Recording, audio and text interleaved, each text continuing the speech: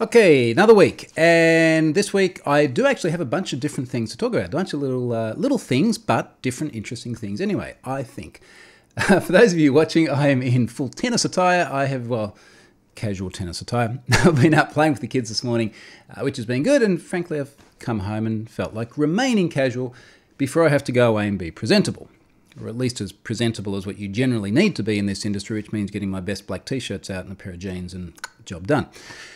Now, looking at my list of things, I do have, and I'm actually looking at the camera now. If we look at the camera down just under the Bugatti Chiron there, unfortunately for those not watching, it is only a Lego version, but under the Lego are 10,000 more Have I Been Pwned stickers. So I did not quite understand just how popular stickers are in this community. Now, having said that, I do have a very bestickered laptop myself here. This is one which does actually get stickers. The other ones I keep a little bit more clean for the times that I need to be a little more, I don't know, less geeky. Putting that back. So yeah, apparently stickers are actually really, really popular. And every time I've been doing an event, people are like, will you have the stickers? So I did this NDC meetup in Brisbane. Must have been 2 weeks, 1 week, I don't know, I lose track. Recently. No, it would have been 1 week. And people were like, look, we'll come, but will you have the stickers? So I ended up just going and blowing like all of the Sticker Mule credits I had from people actually buying more stickers of Have I Been Pwned and giving me the referral. And then I spent hundreds of dollars extra on top of that just to get more stickers, which is now filling up a shelf in my little shelving cabinet there because people seem to love them. So for all the upcoming events, I will have a great big stash of stickers. And I've got a lot of upcoming events. And I've got to say, after loading up my backpack and my bag before sort of traveling around, I was like, well, okay, I've actually added some number of kilos to the whole lot. But people love stickers. They're an easy thing to do. So there's that. Now, speaking of travel, so I'm recording this on Friday, 8th of March, which is in the future for a lot of people listening to this from other parts of the world. I will be heading down to Melbourne to do an NDC user group meetup thing on Tuesday night. We're going to do that. So I'm going to link through to that. That has now sold out. We have, I think I'm allowed to say the number, there's 500 tickets. And when I say sold, they're free, and it is easy to get rid of 500 tickets when they're free. I guess assuming it's something that people actually want to see as well. So anyway, that is chock-a-block full. Now, we always expect a bit of a rate of attrition as well. I'm sure some people drop out, but we did end up with more people than what we really had room in Brisbane the other day. So if you're in Melbourne and you want to come along to that event, I'll have stickers. Do make sure you get along early because the thing will be packed. So I'm going to be doing that on Tuesday night. Wednesday morning first thing, I'm heading off to the US. And in fact, I'm going to Denver and I'm going to be keynoting at Snowfrock in Colorado. I'll have stickers there. So I'm going to be doing a talk there to a bunch of, this is an OWASP event as well, so a bunch of dev security people. I will be able to wear my normal attire, and maybe not this attire, but the black t-shirts and so on, which is good. I'm then heading to New York. I'm going to be doing a Pluralsight event in New York on Friday next week. It is, oh geez, it's only a week away. I should get ready for that. I think that's an invite-only event, so if you didn't get an invite, sorry about that. I will be there. I'm doing some media stuff on the weekend as well. I don't think I can quite say what it is yet, but there's going to be some really cool stuff coming out from that. Another event in New York the following Monday. I don't think I can talk about that one either, but it is super, super cool. We'll see how that wraps up and if it gets publicity. And then I'm off to Seattle to do the Microsoft MVP and Regional Director Summit. And I'll be there for the rest of that week. Home for a few days, and then off to Sydney to do a keynote, which I don't think they've publicised yet. I will look and see if I can find it before I put it in the notes for this event, for this podcast. So that's a lot of stuff, hence part of the reason why I need so many stickers. So that's going to pretty much write off my March. My April at this stage is actually really, really quiet before May is busy with more US stuff, and then June is busy with more Europe stuff. So April, I'm going to have Scott Helm here for most of the month. So he's got a few things that he's going to be coming down for, not least of which will be two things. There will be NDC security on the Gold Coast and also the OzCert conference on the Gold Coast. So Scott's going to be around for quite a while. We'll do some of these updates together. Now, so that's the event stuff. Speaking of Scott and doing updates together, I mentioned last week that I got some of these Instamics. Now, this is the Instamic actually plugged into a USB cable. And I said on the one hand, these are like super, super cool from a hardware execution perspective. I mean, they are really, really small. They can clip onto your thing, onto your tank top or your shirt or whatever it may be that you're presenting from. They've got these nice little sort of magnetic clips on the back of them like this where they can clip onto your shirt, record locally. I thought the sound quality was pretty good. I put a little bit of an audio clip in the update from last week. Tiny, tiny little bit echoey, but come on, it's like this tiny thing versus this great big professional recording stuff. That was really good. The bit that was less good was the firmware update process that required you to download and run an app on your PC or I assume your Mac. When you downloaded it, it downloaded over HTTP from an IP address. It wasn't code signed. Windows Smart Screen totally lost its mind as well and sort of said, don't run this unless you click through the warnings. I emailed them on their support email address and it kind of bounced back. Apparently there was no mailbox there. So last week when I did this update, I got to the point where it's like, I've emailed them. Yes, I've done the right thing. And then I went and recorded straight away. It did actually bounce back, unfortunately. So that was a problem. I went to their forum and actually logged a ticket. Now they replied, and I think I'm okay sort of reading this part of the reply. The reply says, now keeping in mind the context here, right? So I have received an email with a link to an HTTP address on an IP address with a binary that isn't signed. And the response I got was, I can tell you that you have followed the right procedure and everything is coming from Instamic. But you can't tell me because it's not an HTTPS request and I don't have a signed binary. So how do I know? Well, I don't know, and this is kind of the point.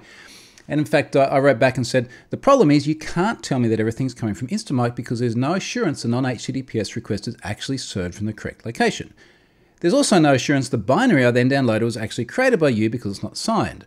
These are two really fundamental principles and I strongly suggest you reconsider them. So I sent that back, when did I send that back? Monday. I haven't heard back yet. I was going to say it's not non-trivial, but it kind of is non-trivial. Like you have a domain, you have a certificate, and even if you don't, these things are like a few minutes worth of work. Okay, you got to go and get a code signing certificate as well, and actually get that guy installed and start signing your binaries. But these are solved problems in the industry, so they really, really shouldn't be happening now. So I have not updated my firmware. In fact, I was speaking to Scott Helm about it the other day, and he's like, yeah, I think I might just be spinning up a VM to do that one or something sandboxed away. So anyway, we'll see. Next week, I will do my recording with the Instamic as well. So we'll see what that looks like. And I think next week I'll be doing that. I don't know where I'll be doing it from. Somewhere in America. All right, so there's that. Another thing this week is my podcast on the Darknet Diaries went out. And this is one of these podcasts which I started listening to maybe about 6 months ago. I'm trying to remember. I had asked on the Twitters, I said, look, I'm going for a long road trip. I think I was doing the Sydney drive, which is about 9 hours worth of drive. What podcast should I listen to beyond the usuals that I listen to, things like Risky Business and .NET Rocks and all this sort of stuff? And a whole bunch of people said, listen to Darknet Diaries. Now, this is a really, really well put together podcast. And I've really enjoyed listening to them. They're technically good in that they have detail to them, but they're also narrated in such a way that it's like listening to a story. So, one of the first ones I listened to was related to VTech, so the Hong Kong toy maker that I was involved in the disclosure with several years ago now. So I kind of had my little bit of insight to it. And then Jack Resider, who actually does the narration for it, had a whole bunch of other stuff I didn't know about. So anyway, we did a podcast together probably about a week ago related to the RockU data breach. Now, RockU was a service that got breached in 2009. Whoever broke into there dumped all the passwords publicly, and for a long time, the RockU passwords were like the canonical password word list, 30-something million different passwords in there. And Jack sort of went through and did this nice narrative about all the background of how it happened, who the guy was. It sounds like we don't actually know exactly who the guy was, but we know some of the other stuff he was involved in, and some of the other fallout from the incident. And he wanted to talk to me about the data breach side of things and what it means to have all these passwords floating around. So I really enjoyed listening to that podcast. I'm going to link through to that. That is worth adding into your podcast list. Now, something else I want to drill down into a little bit more, and I spoke about last week. It was the ShareThis data breach. And I'm actually going to go to my blog because I need to read some comments here. Now, ShareThis was one of these data breaches where it was, I'm just getting a couple of windows because I want to get all my stats and relevant information here. There's one of these data breaches which was announced, if you like, in an article by the Register a few weeks ago, where they said, hey, there's MyHeritage and MyFitnessPal and ShareThis and a bunch of other stuff that have been breached. And then people have been sending me this data and I've been gradually loading it in. I've still got a lot more to load too. ShareThis had just under 41 million unique email addresses in it. And I had used ShareThis before because I had embedded like the widget on my blog. This is years ago, before the sort of current generation of my blog. And I got rid of it because I didn't like the tracking and the external requests and things like that. So I thought I'd have an account in there. Turns out I did not. However, many other people did have accounts in there. And there was a bunch of discussion on Twitter and a bunch of discussion in the comments of my last weekly updates. This was weekly update 128. Now, what I found interesting here is a heap of people came to me and said, my email address is indicated as being in that service. I never used it. I never signed up. I went to their password reset and I couldn't get a password reset for the email address. Now, when I went through the process with this data and I went through my verification process, for many of these accounts, couldn't get password resets on them either. I was confident in the integrity of the data for other reasons, not least of which was the party it came from. Stuff I can't go into, but trust me, I was very, very confident in the integrity of it. But I always kind of have that moment, right, when someone's like, you've loaded a breach into the system, I didn't have an account on there, it's not legit, or you've got stuff from other breaches or something like that. Now, for a couple of people, I did actually do something very unusual for me, which is I said, look, let me go through, pull your record out of the breach, and we'll figure out what's going on. And basically what we've arrived at is that there are a lot of people in the ShareThis data breach because they had shared something via Facebook. Many, many years ago too. The ones I looked at were like 2010, 2011 era. And first of all, I have trouble remembering what I did last week, let alone what I did like 8 or 9 years ago. So, here's the first thing. Second of all, we know that a lot of information that gets shared from Facebook involves inevitably going out and authorizing another app, and then you authorize the app and it gets access to your email or whatever else, or all sorts of other shady things that, let's face it, Facebook has done over the years. So it looks like many of these addresses were in ShareThis due to things that happened many years ago, or people that might have just very incidentally kind of shared a link and then clicked OK to the, do you authorize this app to have access to whatever else it may be, email address, name, etc. And they just never thought of it again. And I think it's interesting on a couple of levels. And one of those levels is that you can easily be in a data breach for a service you have never heard of before. I was in the Apollo data breach, and the Apollo data breach was Apollo itself, Apollo.io, is a service used by many other services. So for me, when I signed up for my new Relic account and it said, tick this box to show that you've read the terms and conditions, and you know how you just check it and you never read it? Inevitably, somewhere in the terms and conditions it says, we may share your data with partners to help enhance our service, or some crap like that. So I ended up in there because of that. Other people have ended up in ShareThis because they have literally shared something from a service like Facebook.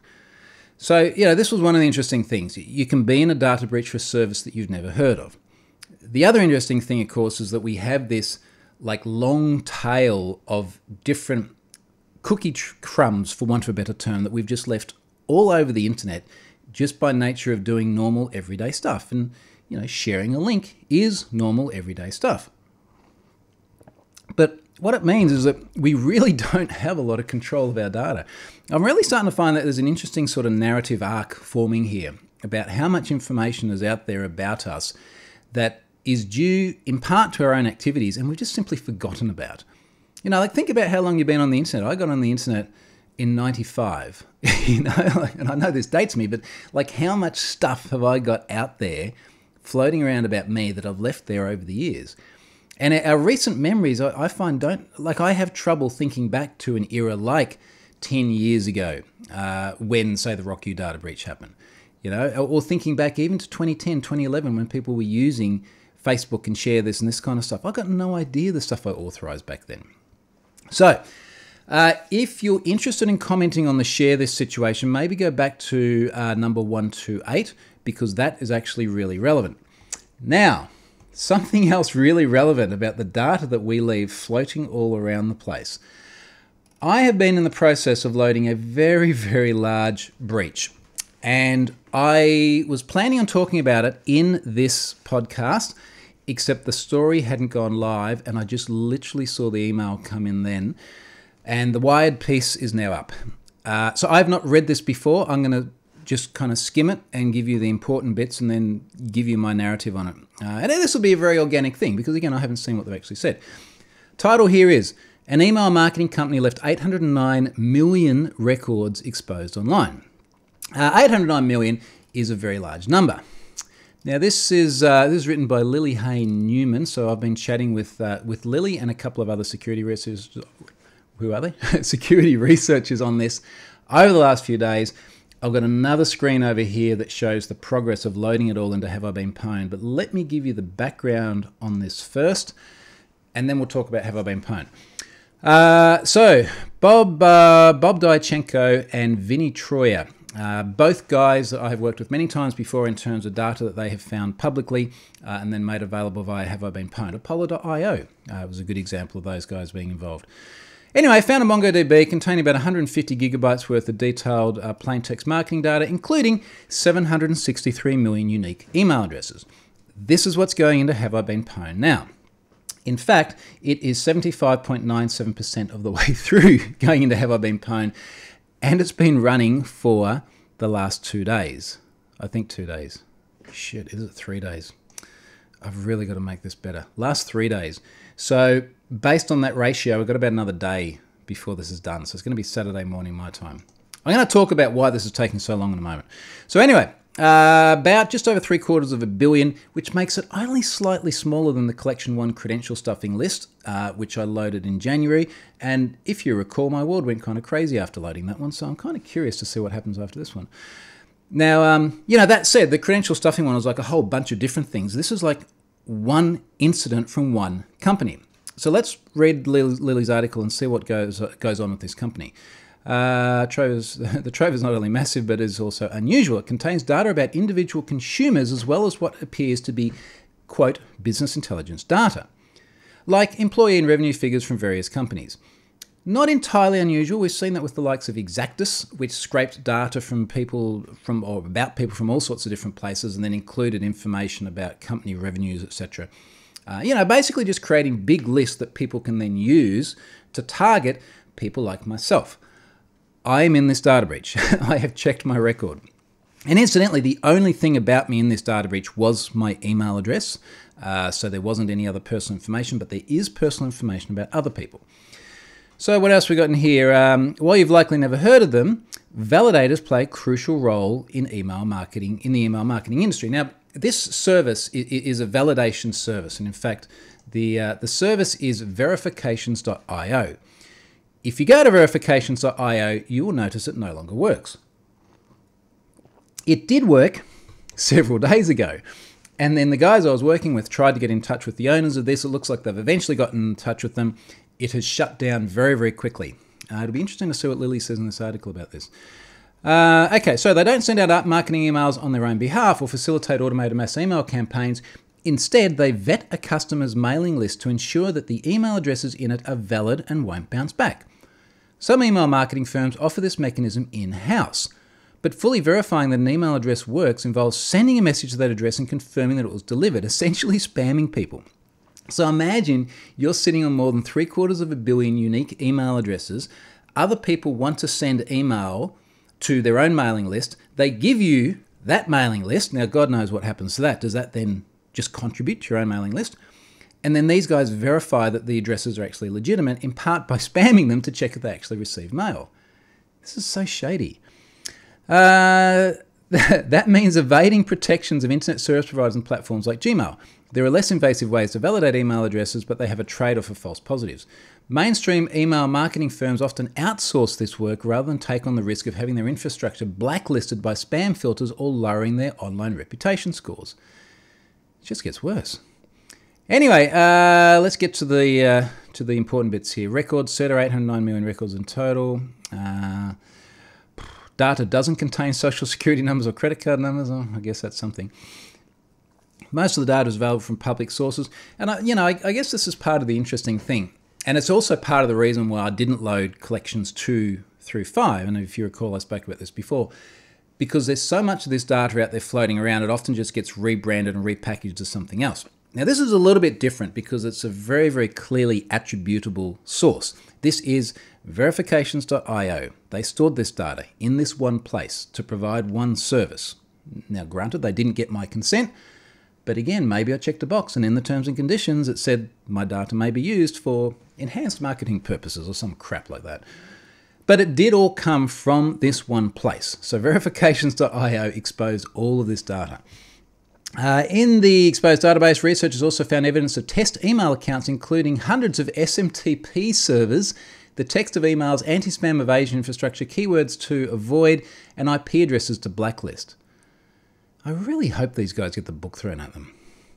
Diachenko suggests that in the verifications.io workflow, customers would upload an Excel spreadsheet listing the email addresses to validate, and then verifications.io would run their tests and return lists of clean addresses and ones that bounce back. It's possible, given the piecemeal nature of the data and evidence that it was imported from numerous different Excel files, that verifications.io has also retained some or all of the data it received from customers after concluding its email address checks. Which is kind of the point I was making before. Like, are they taking all of this data and then just like making their own list bigger and bigger and bigger? Anyway, it goes on. Another day on the internet. Yeah, pretty much. Oh, did they get a comment from them? Here we go.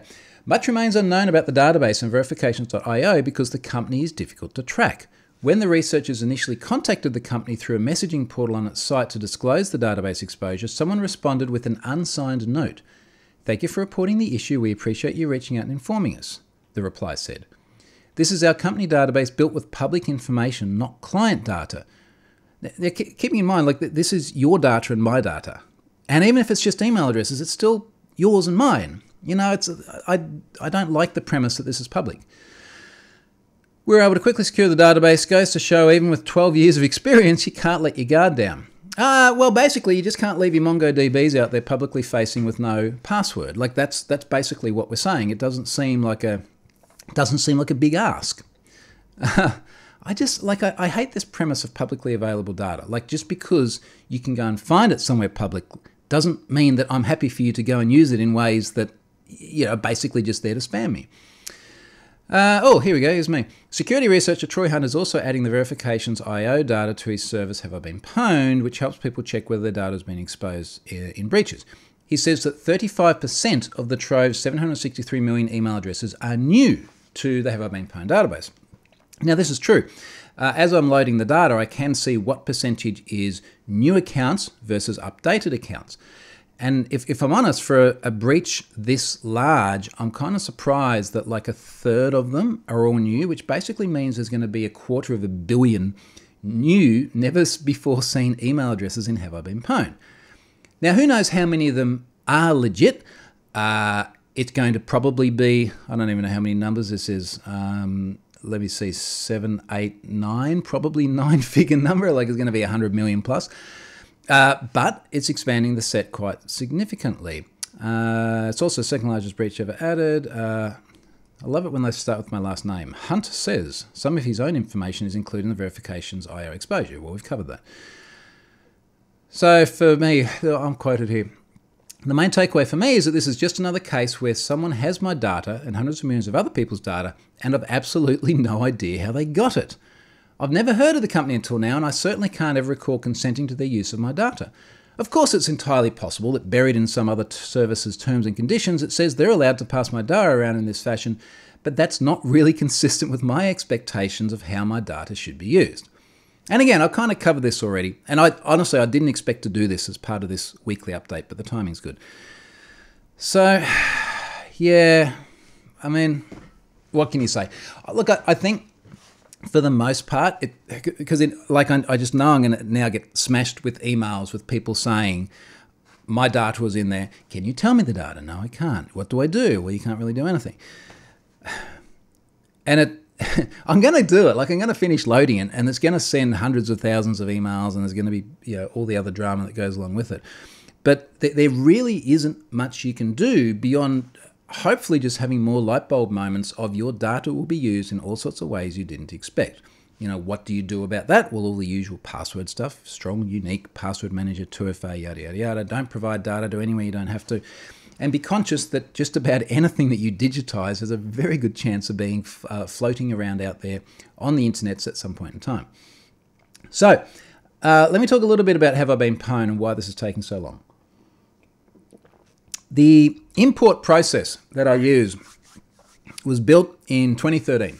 And the biggest data breach I had to load back then was Adobe. It was about 150 million records.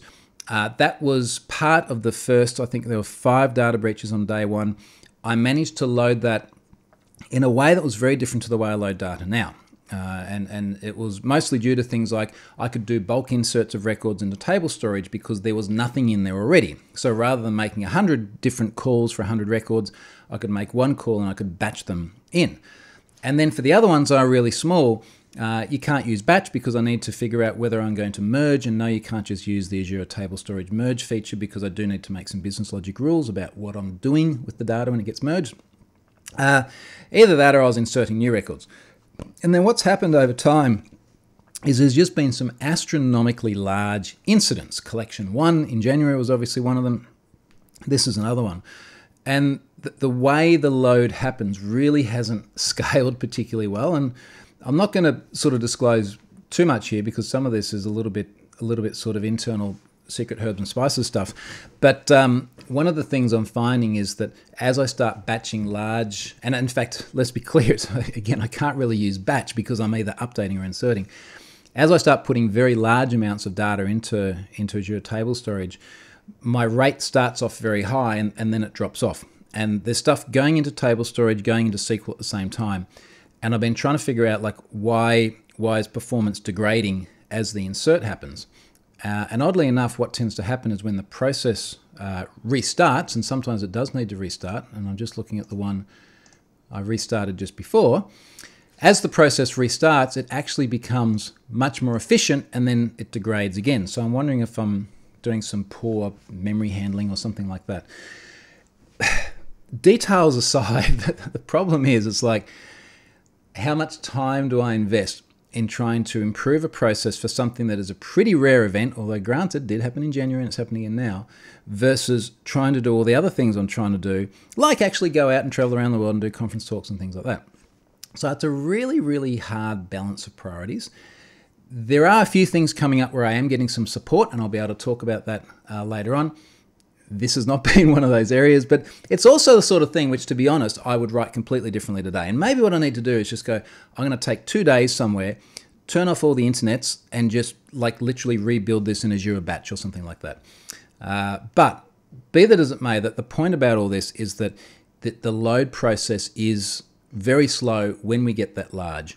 And, you know, to put it, I guess, in raw numbers, I'm probably doing about 200 million records a day. Now, there are not many data breaches that are anywhere near that or that need to be done quickly.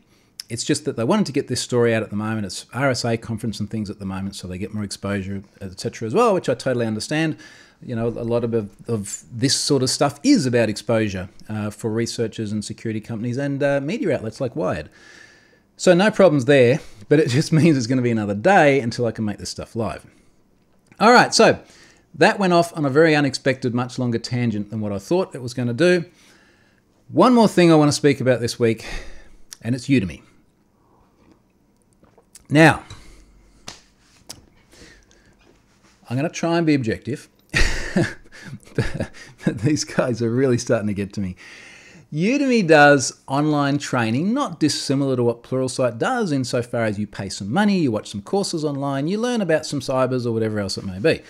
I have no problems with that. I have no problems with the fact there's other people out there building, I guess, competing material on another platform. Where I have the problem is when someone steals my material and then they put it on another platform and then it competes with my material, because let's face it, you kind of feel a little bit ripped off. And it's not even the dollars. It's more that someone has taken my work and passed it off on their own. So what happened here, and in fact, I'm going to go back to the original blog post because this is unfortunately a bit of a pattern with these guys. Going back to, wow, I spelled that wrong. Troy Hunt, Udemy. Going back to 2015, I wrote about the piracy paradox at Udemy. Now, Udemy, as best I can tell, is they claim, it's funny, they kind of have a foot in both camps. They claim to be a little bit like YouTube and that anyone can create content and upload it. So, okay, well, you know, I can go and video someone's cat and put it on YouTube. You know, that's fine. But the problem is that YouTube doesn't then say, like, this is a carefully curated collection of cat videos and we make sure that the cats are all accurate and, you know, nothing is said about the cats which would be false or misleading or anything like that. YouTube doesn't do that. Udemy does represent themselves as being, I guess, a much more authentic training platform. And, you know, like, let's actually see what they say. What does it say? Top-rated learning. Get students' favorite courses, including mine apparently, from just $15 Australian until sometime in the future.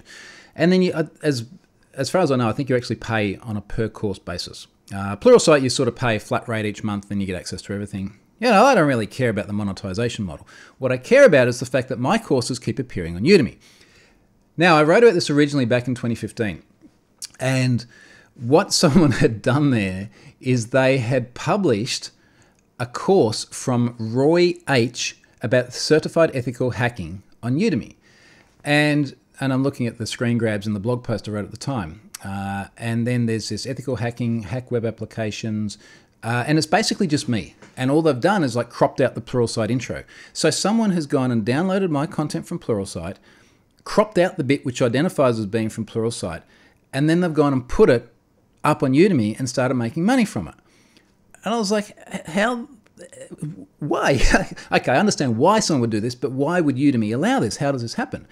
And what I discovered as I sort of drilled into this is that, first of all, it's happened to a bunch of other people. And second of all, Udemy basically doesn't look at any of the information about the course. They certainly don't listen to it. They certainly don't validate that it hasn't come from somewhere else. They certainly don't verify the individual. So basically, it's just like this fire hose of content going up onto Udemy that no one is actually curating. Now, I'll give you an example of this. I searched for this part in the blog post because this is one of the things that sticks out in my mind. Let me read here. Much of Udemy's explanation for these events is pinned on the fact that ultimately they're an open marketplace for courses. They have more than 35,000 of them on an extremely diverse set of topics, for example, multiple palm reading courses. So you can go and watch information or courses about InfoSec, which have as much verification, I assume, as information about palm reading courses. And you would assume that a palm reading course doesn't have a lot of peer review. Or I'm going to upset palm readers now, I know, but you get my point, right? Like, this is not exactly a science-driven industry like InfoSec is. So anyway, they had my course pirated there, and I got in touch with them, and I was obviously pretty irate about it. And I went, you know, like, this is bullshit. You've taken my course, you're making money out of it, take it down. And they've gone, oh, here's some documents. Can you please go and fill out the documents? And I'm like, no, take the course down. Like, this is my course. Oh, no, we'd really like you to go and fill out the doc, because they want to do DMCA takedowns and things like this. And, excuse me, I eventually got to the point, I think I said this on DM with someone from Udemy. I said, well, let's do it this way. I'm going to keep berating you online until you take it down. You decide how long you want that to go on for. Now, they ended up deciding that they didn't want that to go on for very long, particularly once they started getting negative press articles about it. But every now and then they pop up again with the same thing. So someone emailed me a week ago, something like that, and they said, hey, your course and Dale Meredith's course, another fellow Pluralsight author, we both created a lot of stuff for the Certified Ethical Hacking Cert a couple of years ago, has been pirated. And I kind of said, look, I'm going to make an issue out of this. I need to get some more information. So he sent me screen grabs and things, and it's like literally my course looking at the Hack Yourself First website, my voice with a Udemy watermark on it. Like they've even watermarked at Udemy. So I've popped up and started making a bit of a big deal of that on Twitter again, because frankly, these guys just aren't learning. The vast majority of people that have responded to this, and I'm going to link to the tweet and the references, have said, this is totally unacceptable. You guys have got to clean up your act. A lot of them have quote tweeted it, said I won't use Udemy again. I'm going to keep hammering away at them. I have had no response whatsoever from them yet. A few people have said, oh, you should go and fill out the forms and so on, and I've said the same thing as before. No, I'm going to keep berating them online until they actually take the content down. And what I'd really like to know is how they're going to stop it from happening again. Either that, or if they want to be like YouTube, then say they're like YouTube and say that it's just content that we have no review over, and it could be anything and it could be absolute garbage. Now, I know that doesn't help you sell courses, but if that's the way it is, then tell it the way it is. I have had a couple of discussions with people, one bloke this morning who was a Udemy author, and he sort of said, you know, in fact, I'm going to find the tweet. And this is, like, I'm sympathetic to this guy, because it would, let's say it was boot on the other foot and Pluralsight was doing something dodgy. I would feel bad if I was being tarnished by the company doing dodgy things. So, you know, this guy made an interesting point here. He said, let's go through this. He says, what's happening to you is very unfortunate, but Udemy did not pirate your content. Someone, a pirate, did pirate your content and upload it here. He could have done it with YouTube as well. Would you blame YouTube for it? And pirates also steal from Udemy creators like me. Well, first of all, I don't really feel any better about the fact that you have your stuff stolen as well. You know, that actually makes me feel worse. That's shitty. It shouldn't happen to you, and it definitely shouldn't happen to me either. But you can't take the line of it's just like YouTube. Now, when YouTube starts watermarking stuff with YouTube, and when they start saying this is YouTube curated content and it's top quality content and we're responsible for it, that's a different discussion. But they don't do that.